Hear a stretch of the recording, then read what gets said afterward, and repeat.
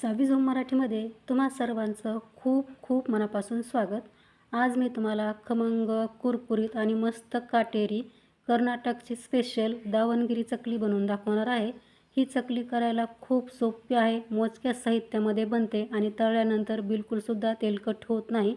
चला तर मग आता वेळ न घालवता पटकन रेसिपीला सुरुवात करूयात.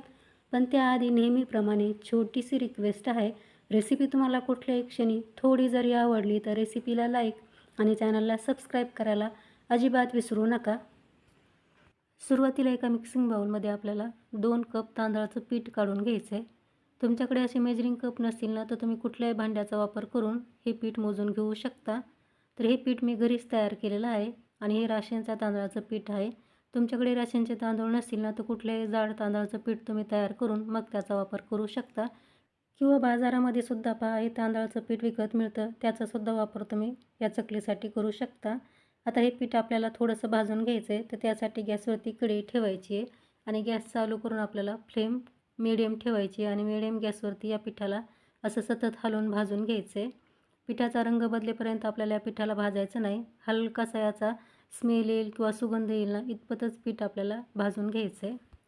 मीडियम गॅसवरती हे पीठ भाजता भाजता मला 4 ते 5 मिनिटे झालेत आणि तुम्ही पाहू शकता पिठाचा अजिबात रंग बदलला नाही, तरीसुद्धा हे पीठ आपलं भाजलं आहे. पीठ आपल्याला यापेक्षा खूप जास्त भाजायचं नाही, नाहीतर चकलीचा रंग बदलेल आणि चकली खाताना कडवटही लागेल. आता पीठ भाजल्यानंतर मी बाउलमध्ये काढून घेतलं आहे आणि पीठ पाहू शकता भाजल्यानंतर मस्त रवाळ झालेलं आहे. असं पीठ रवाळ झालं ना की आपली चकली छान खुसखुशीत कुरकुरीत तयार होते. आता हे पीठ आपण साईडला ठेवून देऊया थंड होण्यासाठी. आता चकलीसाठी आपल्याला लागणार आहे अर्धा कप उडीद डाळ. ही डाळ आपण हमखास इडली बनवताना वापरतो. तर उडदाच्या डाळीचा आपल्याला ही चकली बनवताना सुद्धा वापर करायचा आहे. आता डाळ आपण प्लेटमध्ये काढून घेऊयात. आता आपल्याला अर्धा कपच फुटाण्याची डाळ घ्यायची आहे, त्यालाच आपण डाळू असंही म्हणतो. हे डाळू आपण हमखास चिवडा बनवताना वापरतो पहा. आता हे दोन्ही डाळी आपल्याला मस्त भाजून घ्यायच्या आहेत. तर सुरुवातीला आपण डाळ भाजून घेऊयात, म्हणजेच फुटाण्याची डाळ भाजून घेऊयात. त्यासाठी मी कढई ठेवली. कढईमध्ये आपल्याला डाळ घालायची आहे आणि गॅसची फ्लेम कमी ठेवून ही डाळ 2 ते 3 मिनिटे भाजून घ्यायची आहे. फुटाण्याची डाळ आपल्याला जास्त भाजायची गरज नाही, कारण ही डाळ अगोदरच भाजलेली असते. 2 ते 3 मिनिटानंतर तुम्ही पाहू शकता फुटाण्याची डाळ आपली मस्त भाजलेली आहे. याचाही रंग मी बदलू दिला नाही, पण डाळ छान कुरकुरीत झाली आहे. तर काढून घेऊयात आणि लगेच आता उडदाची डाळ देखील आपण भाजून घेऊयात. ही डाळसुद्धा आपल्याला सतत हलवून भाजून घ्यायची आहे. या डाळीचासुद्धा आपल्याला खूप जास्त रंग बदलू द्यायचा नाही. अगदी थोड्या वेळानंतर तुम्ही पाहू शकता उडदाची डाळसुद्धा आपली खमंग भाजून झाली. याचाही रंग मी जास्त बदलू दिलेला नाही. ही डाळ आपली छान भाजल्यानंतर काढून घेऊया आणि दोन्ही डाळी आपल्याला आता पूर्णपणे थंड करून घ्यायच्या आहेत. आता दोन्ही डाळी पूर्णपणे थंड झाल्यानंतर आपल्याला मिक्सरच्या भांड्यात या काढून घ्यायच्या आहेत, कारण मिक्सरला आता या डाळी आपल्याला दळून घ्यायच्या आहेत. तुम्ही जास्त प्रमाणात चकली बनवणार असाल तर या डाळी भाजल्यानंतर गिरणीतून सुद्धा दळून आणू शकता. आता दळलेल्या डाळी आपल्याला चाळून घ्यायच्या आहेत. तर चाळण्यासाठी मी इथे रव्याची जी चाळणी असते ना त्या चाळणीचा वापर केलेला आहे. आपल्याला खूप जास्त बारीक चाळणीचा वापर करून हे पीठ चाळायचं नाही. पीठ आपल्याला थोडंसं रवाळ हवं आहे, म्हणून आपण रव्याच्या चाळणीने हे पीठ चाळून घ्यायचं आहे. आता पीठ चाळून घेतल्यानंतर तुम्ही पाहू शकता चाळणीमध्ये 1 ते 2 चमचा जाडसर डाळीचे कण राहिलेत. याचा वापर तुम्ही एखाद्या चटणीसाठी करू शकता किंवा भाजी बनवताना सुद्धा तुम्ही हे जाडसर पीठ वापरू शकता. आता या डाळीच्या पिठामध्येच आपल्याला हे थंड झालेलं तांदळाचं पीठ देखील टाकून घ्यायचं आहे. मैत्रिणींनो, ही चकली करायला खूप सोपी आहे आणि खायलाही खूपच टेस्टी लागते. एकदा नक्की ट्राय करा. आता यामध्ये आपल्याला 1 चमचा जिरे घालायचे आहेत. आता अर्धा चमचा ओवा घालायचा आहे, पण ओवा पिठामध्ये न घालताना असं हातावरती घेऊन त्याला थोडंसं चोळायचं आणि मग पिठामध्ये घालायचा, म्हणजे ओव्याचा फ्लेवर या चकलीमध्ये ना छान उतरतो. आता 2 चमचे आपल्याला तीळ घालायचे आहेत. आता 2 चिमूट यामध्ये आपल्याला हिंग देखील घालायचा आहे. आता 1 चमचा यामध्ये आपल्याला मीठ घालायचं आहे किंवा मीठ तुम्ही इथे तुमच्या चवीनुसार यामध्ये घालू शकता. आता हे सर्व पीठ आपल्याला चमच्याच्या सहाय्याने चांगले मिक्स करून घ्यायचे आहेत. तर मैत्रिणींनो, ही चकली बनवताना लाल तिखट वापरत नाहीत, पण तुम्हाला यामध्ये जर तिखट घालायचंच असेल ना तर तुम्ही थोडीशी काळी मिरी यामध्ये कुटून घालू शकता, जेणेकरून या चकलीला थोडासा तिखटपणा येईल. सर्व साहित्य आपण छान मिक्स करून घेतल्यानंतर यामध्ये आपल्याला पोहे खायच्या चमच्याने 5 चमचे तेलाचं कडकडीत मोहन घालायचं आहे. तर तुम्ही पाहू शकता छान कडकडीत मी तेल इथे गरम करून घेतलं आहे. आता हे तेल आपल्याला सुरुवातीला चमच्याने मिक्स करायचं आहे, कारण यामध्ये आपण हात घातल्यानं तर हात भाजू शकतो.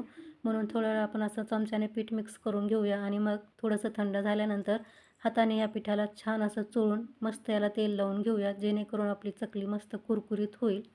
इथे तुम्ही पाहू शकता पिठाला मी तेल अगदी छान लावून घेतलं आहे. आपण अशी जर मूठ वळून पाहिली ना तर याची परफेक्ट अशी मूठ वळली जाते. तेव्हा समजायचं तेलाचं मोहन यामध्ये अगदी परफेक्ट झालेलं आहे. तेलाचं मोहन जर चकलीमध्ये जास्त झालं ना तर चकली तळताना तेलामध्ये विरघळू शकते आणि तेल जर कमी झालं किंवा तेलाचं मोहन कमी झालं ना तर चकली एकदम कडक बनते, खाताना खुसखुशीत लागत नाही. आता हे पीठ आपल्याला मळून घ्यायचं आहे. त्यासाठी थोडं थोडं पाणी या पिठामध्ये घालायचं आणि या पिठाला छान असं मळून घ्यायचं आहे. तर पीठ मळण्यासाठी इथे आपल्याला नॉर्मल पाण्याचा वापर करायचा आहे, ना थंड ना गरम पाणी वापरायचं आहे. फक्त नॉर्मल पाणी असतं ना त्या पाण्याचा आपल्याला इथे वापर करून हे पीठ मळून घ्यायचं आहे. थोडं थोडं पाणी घालून हे पीठ मी मस्त असं मळून घेतलेलं आहे. पीठ मळण्यासाठी टोटल इथे मला 1.25 ग्लास पाणी लागलेलं आहे. पाणी कमी जास्तही लागू शकतं. पीठ तुमचं किती जाड आहे किंवा बारीक आहे त्यावरती पाण्याचं प्रमाण डिपेंड राहील. आता पीठ आपल्याला ना 10 मिनिटे झाकून ठेवायचं आहे भिजण्यासाठी साईडला. आता 10 मिनिटे झालीत पहा. 10 मिनिटानंतर पीठ आपलं छान भिजलं आहे. आता याला परत आपल्याला थोडंसं मळून घ्यायचं आहे, जेणेकरून हे छान एकजीव होईल आणि आपली चकली पाडताना मध्ये तुटणार नाही. आता हे 10 मिनिटे पीठ आपण भिजवून घेतलं आहे. भिजल्यानंतर पीठ जर खूपच ड्राय म्हणजे घट्ट वाटत असेल ना तर थोडासा पाण्याचा हात लावून तुम्ही या पिठाला मळून घेऊ शकता. पण मला इथे पाणी लावायची गरज वाटत नाही, कारण परफेक्ट इथे आपलं पीठ तयार झालं आहे. कुठल्याही प्रकारची चकली बनवताना पहा, चकलीचं पीठ खूप जास्त घट्ट करायचं नाही आणि खूप जास्त सैलही करायचं नाही. चकलीचं पीठ जर खूप जास्त घट्ट झालं ना तर चकली पाडताना मध्येच तुटते आणि सैल झालं ना तर चकलीला काटे छान येत नाहीत आणि चकली मस्त खुसखुशीत देखील होत नाही. आता पीठ आपलं मळून झालं. लगेच आपण हे पीठ सोऱ्यामध्ये भरून चकली बनवायला सुरुवात करूयात. त्यासाठी इथे मी सोऱ्या घेतला आहे आणि त्याला चकलीची प्लेटसुद्धा लावून घेतली आहे. सोऱ्यामध्ये पीठ भरताना पहा आपल्याला चांगलं प्रेस करून भरायचं आहे, मध्ये गॅप ठेवायचा नाही. मध्ये जर गॅप राहिला ना तर चकली पाडताना मध्ये तुटू शकते. आता सोऱ्या बंद करून आपण लगेच चकली बनवून घेऊयात.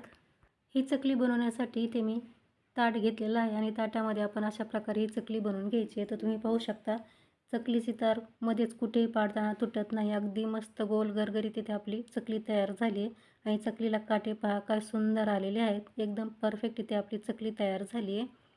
चकल्या मी ताटामध्ये बनवून घेते. तुम्ही चकल्या बटर पेपरवरती बनवू शकता, प्लेटमध्ये बनवू शकता किंवा पॉलिथिन शीटवरती सुद्धा बनवून घेऊ शकता. तर पाहू शकता खूपच सुंदर इथे आपल्या चकल्या तयार झालेल्या आहेत.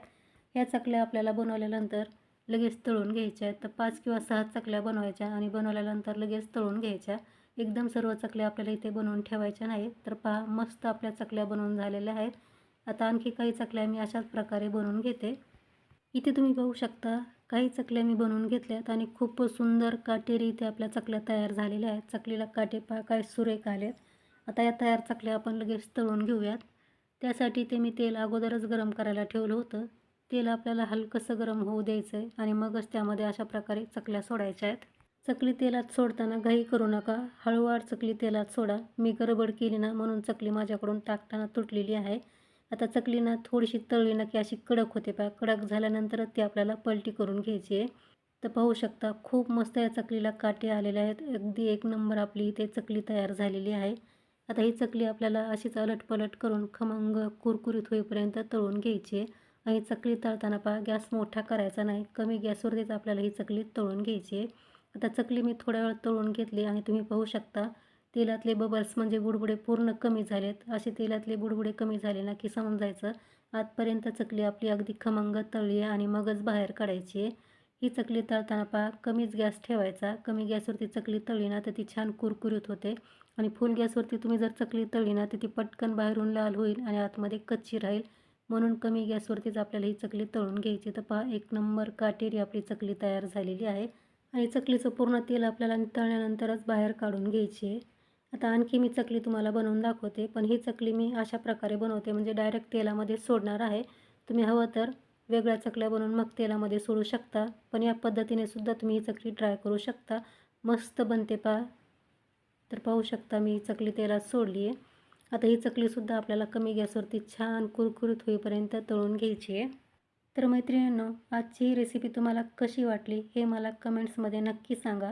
रेसिपी तुम्हाला आवडली असेल तर रेसिपीला लाईक शेअर करून चॅनलला सबस्क्राईब करायला सुद्धा विसरू नका.